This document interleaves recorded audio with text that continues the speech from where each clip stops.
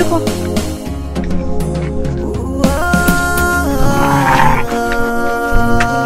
Yawwa ku shigo.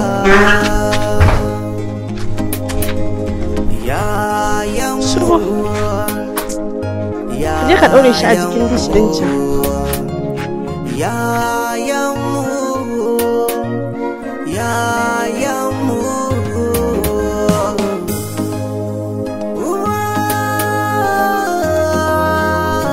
Hajiya, an cika aiki. Hajiya, aiki. Na san matsala. Tausayi jiki da rauni, rayuwa ke ƙara firgita ni. Na gode. Allah ya kare Hajiya, ba kowa Hajiya. Yan haɗa na yan kwamutsai ba kowa Hajiya. Anti Tima, an kawo mana ragon layyan ne? To, ba gwara mu ma mai layyan ba?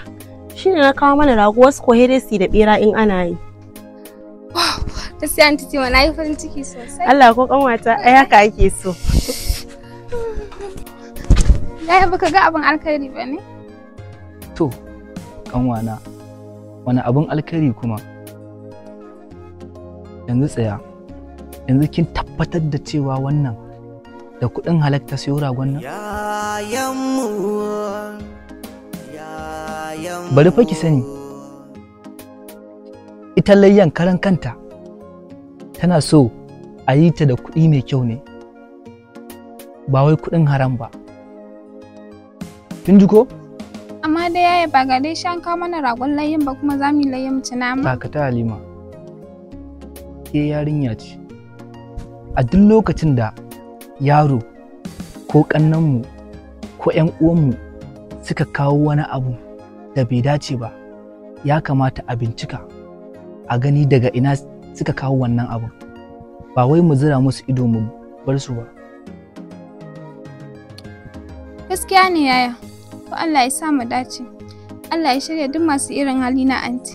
Yawwa kanwata, amin amin. Allah ya sa duk mai irin halinta, Allah ya shirya shi, ya dawo da shi kan hanya madaidaiciya. Amin amin kanwata. Allah ya miki albarka. Amin. Kin ga gashi lokacin sallah yayi ko? To ki dau buta ki yi alwala kuma ki shiga min da wannan botikin. Ni ma dan je na yi. Ya yamu